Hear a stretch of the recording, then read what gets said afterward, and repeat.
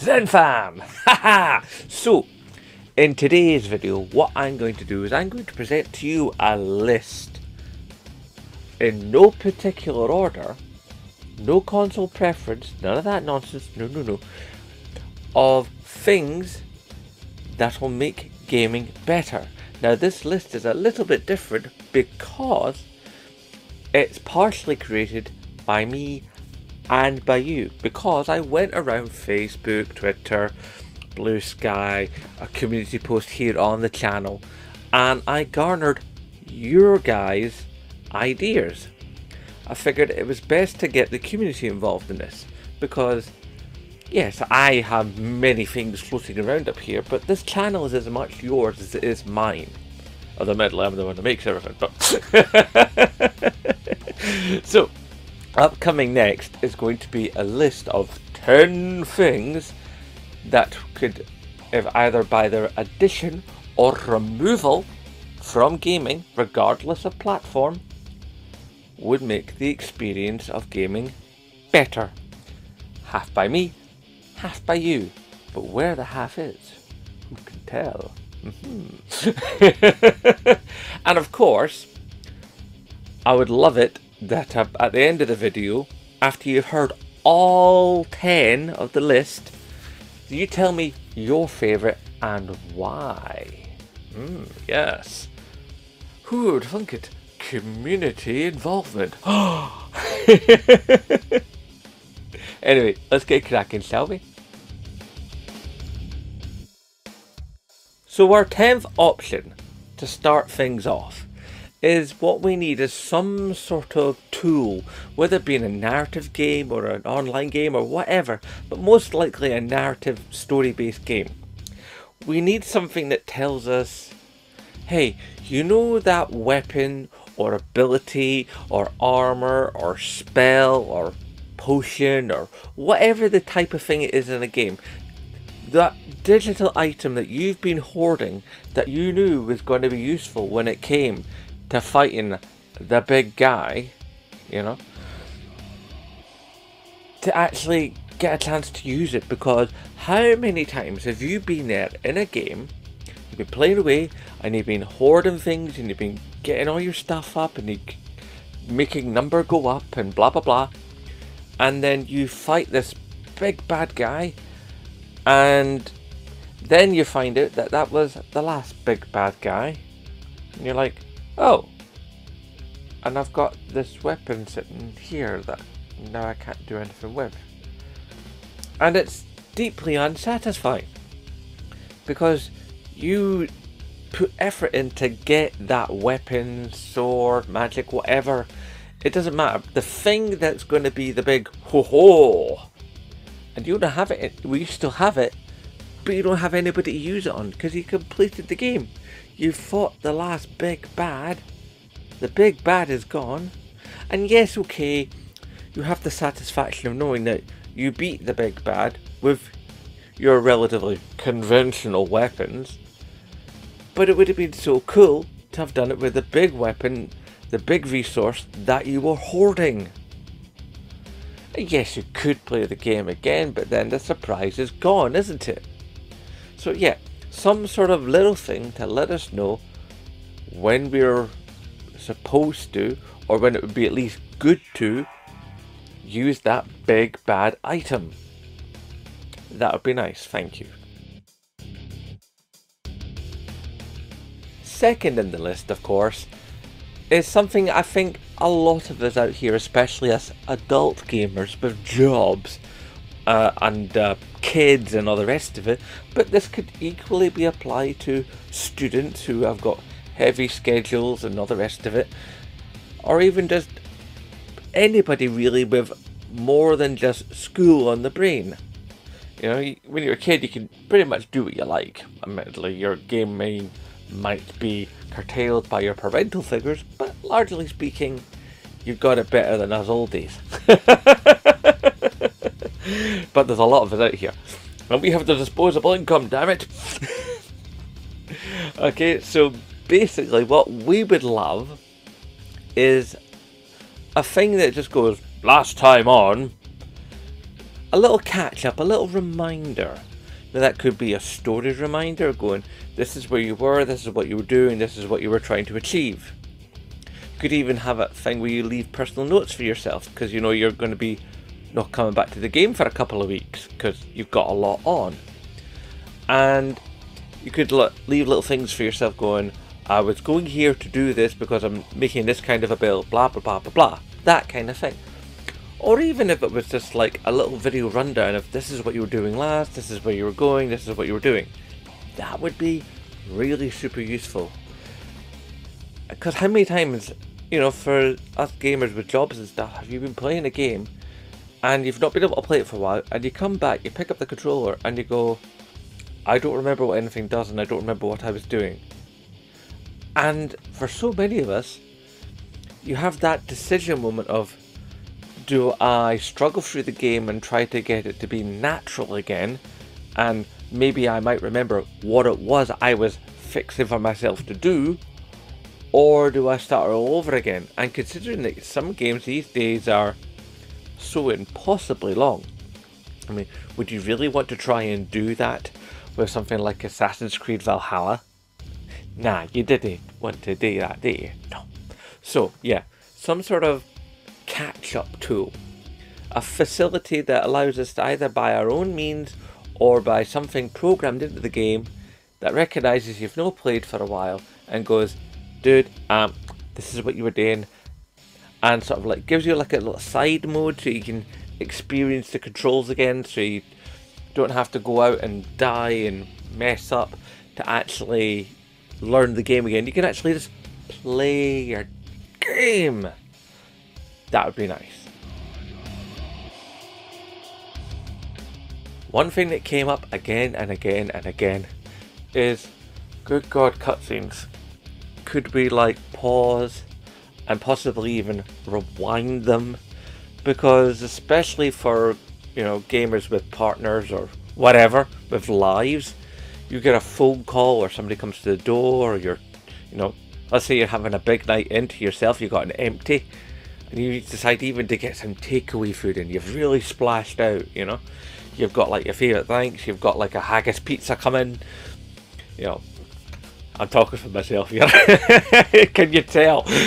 So you're just having a good night in, and then something comes along, or you're playing it yourself, and something interrupts, like a child wakes up in the middle of the night who needs looked after. Admittedly, that's from a few years ago. My kid's like 15 now. You know, there's less need for that. But you know, maybe like the wife wakes up ill, who knows, anything can happen, and that puts a crimp in your game. A phone call that you've got to answer, or you know, perhaps even, I don't know, like say the RCD and the electricity meter decides to overload for some reason, and the game system, your TV, everything shuts off, and you've got to crawl under the stairs and reset your electricity and then get it back and then come in, and then the cutscene's gone. Would it be nice to be able to like have a player built into the game where you could watch that cutscene again? Especially some cutscenes in story games tell you things that are important for later down the road. And what if you've got a rubbish memory? You know, if you're burned out from work and stuff and you're just looking to play, but then you come across this important cutscene and then you can't remember what the cutscene told you. So some sort of pause and rewind feature for cutscenes would be fantastic. So many gamers have asked for over the years, and admittedly I'm amongst them, would be the fact that WB, could you please release the Nemesis system? You did it for like 2 games, it was awesome, it really pushed things forward, and now it just sits there, doing nothing. Either license it out or use it in your games. It's a brilliant tool, it's a great thing, and it's just dormant, and that is both weak and sad. make use of the Nemesis system. Even iterate on it. Iteration. Oh no, I said a bad word for AAA developers. Iteration. Oh no. Yeah, seriously guys, we need the Nemesis system because it's fun, it's good, and it makes for interesting and awesome video games. Okay, now this next one is a big one. For the love of all that's holy, the gaming gods cry down from the heavens. Please, please, we beg of thee, release games in a finished state. I mean, yes, okay, day one patches and stuff like that. We understand that sometimes games need to be tweaked and needs to be fixes along the way, because games are so impossibly large and take so long to make. And, you know, there's things that you only find once the game is actually out and running live in the wild. We get that, we understand that. But finish the game. Don't like put out a game and then have to finish it through patches and stuff. We understand patches there to like keep the game functional and, you know, fix little things that might be missed or stuff that you couldn't find because the game wasn't being played by a vast amount of the player base. We get that, but just put out a complete project. And yeah, I know, okay, yeah, some games need a bit of DLC to be sold, so then that keeps the servers going and stuff. Yeah, we get that, but there's so many games that come out that are just unfinished. Unfinished. And I'm sorry, but if you're wanting 70 quid of my money, you better finish that video game. Because if you want me to spend my hard-earned money that would be going on like normally food, rent, blah blah blah, if I'm diverting money away to save agonizingly over a long period of time so I can then buy your video game, you best be sure that video game had better work or I'm no buying it. And considering games are getting more expensive and time is getting shorter and wages aren't going up and everything's becoming more expensive all the time, games are a luxury. They're awesome, but they're a luxury. And if we can't get the best out of our games for the money we're paying, then we're not going to be paying. Sort it out.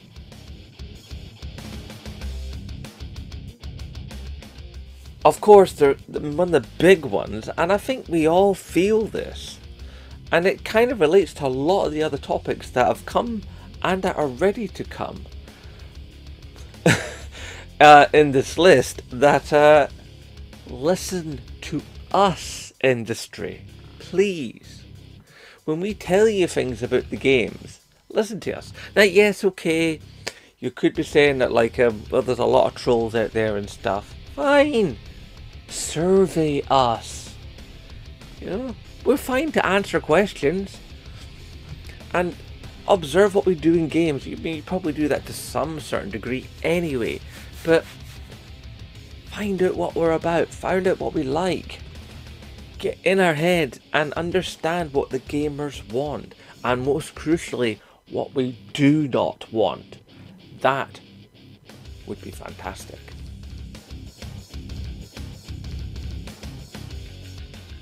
Okay, now this one might be controversial for some people, but it did come up a lot in the questions I asked online. We really need to stop having characters that are there just for, shall we say, our downstairs region. Yeah, just there for titillation. Now don't get me wrong, gaming is an expressive medium and humans like to see other humans that are aesthetically pleasing.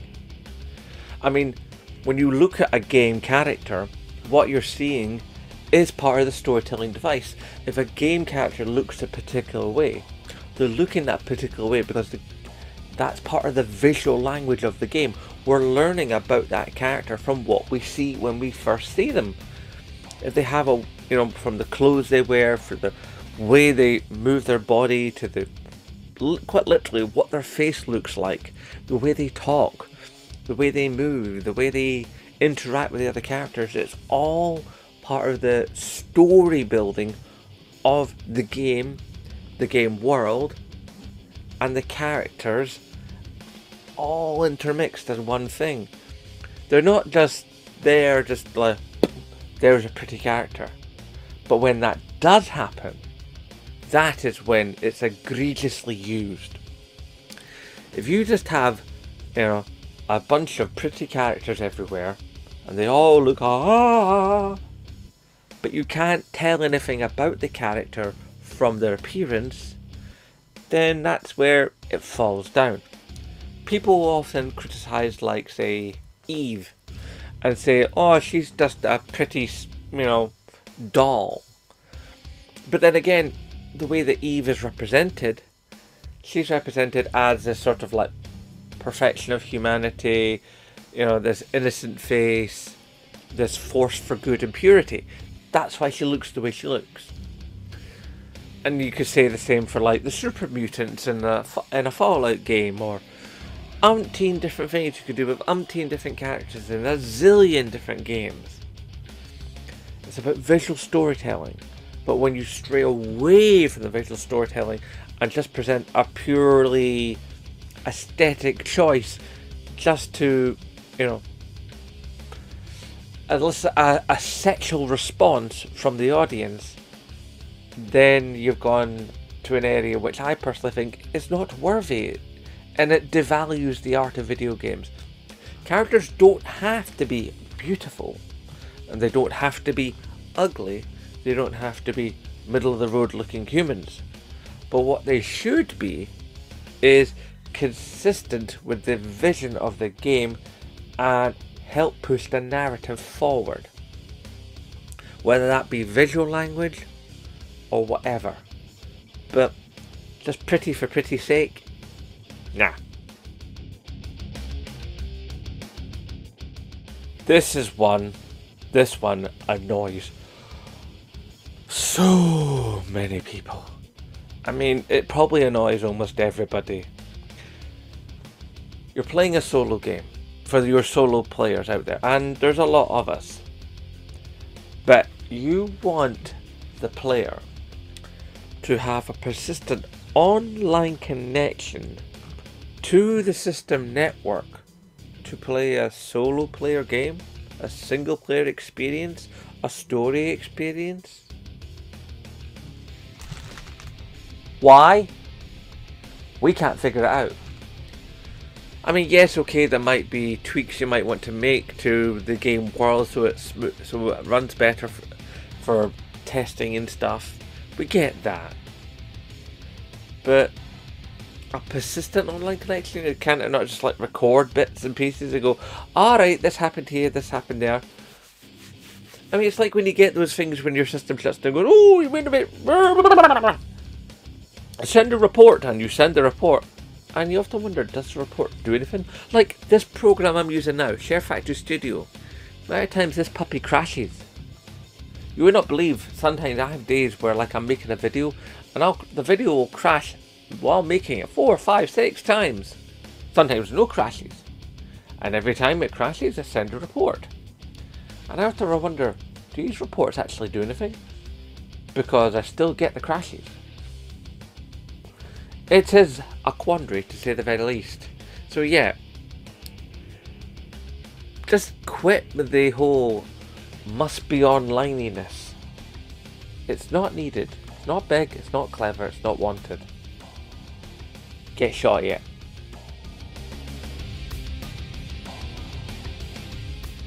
Here's one that's come up a couple of times. It's not as prevalent, but I still think it's an interesting issue that does warrant speaking of. Better integration of third-party extra gameplay accessories or peripherals, if you like the term. Stuff like, flight sticks, steering wheels, full-on driving chairs, all the rest of it, and of course, haptic feedback vests. There doesn't seem to be as much support for that as there could be, and these things are not cheap. So I think it would actually be a beneficial thing to the games industry and to the greater immersion of video games if indeed that these things could be much better supported and have much greater integration and chat between the companies that make these devices and the companies that own the systems, so that they can work together better. We get a bit of this with headphones. I mean, let's face it, there's some expensive headsets out there. You know? I mean, don't get me wrong, I love my Pulse headset. It's wonderful, I do really love it. But I do know that there are headsets out there that surpass it in audio quality, both in and out.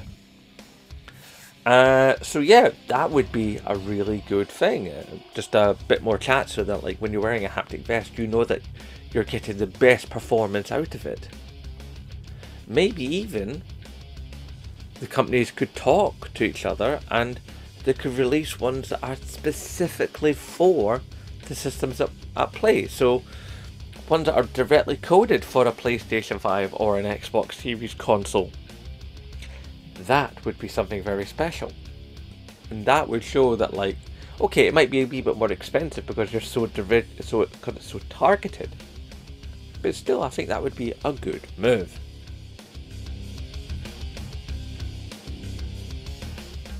Okay, so we reached the last one. And I think this one is relatively important.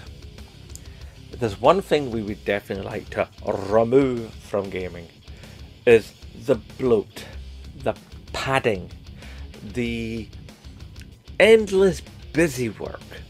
I mean, don't get me wrong, in games it's important to go around the place and like gain XP and level up and explore the world and explore the characters and see the story and see the landscape around you and get involved in the game and lose yourself in that world. That's brilliant, that's wonderful. But there does seem to be a lot of go here just to do that, just so you can come right the way back here again to do this one thing. It seems disjointed, it doesn't seem to be interconnected, it just seems basically to be busy work. Just to extend the life of the game. Going, right, like Grand Theft Auto 5 is horrible for this. Let's send the player off the other end of the map where they don't normally tend to ever really go because all the action's really in the city. Fine, you're there. Now do this one thing. You've done the one thing? Now come back. Really? How about along the way there are other little things to do? Or on the way back, you know, you don't just come back. You come back, but there's, you know, things to take care of or interesting things that pop up. I'm not talking about just like bad guys, I'm just talking like interesting events. Things to make the journey there and the journey back less of just a grind. I'm not saying you have to be entertained every step of the way, but it's a video game. It's not life. It doesn't have to represent life. It can mirror life, yes. But I think it'd be really, really good and a positive thing is if you didn't feel you were just being taken to the end of the map just to go to the other end of the map. Just so the game can get another half hour on the playtime. So when you're saying that you're charging 70 quid for a game, you're going, yes, but there's 120 hours of gameplay. Yeah, but when 10 hours of those gameplay are just traveling to places, is that really gameplay? Is that really worth the money? If you're one of those people that marries together the idea of length of game for worth of game, does that devalue the worth of the game for those people in that place?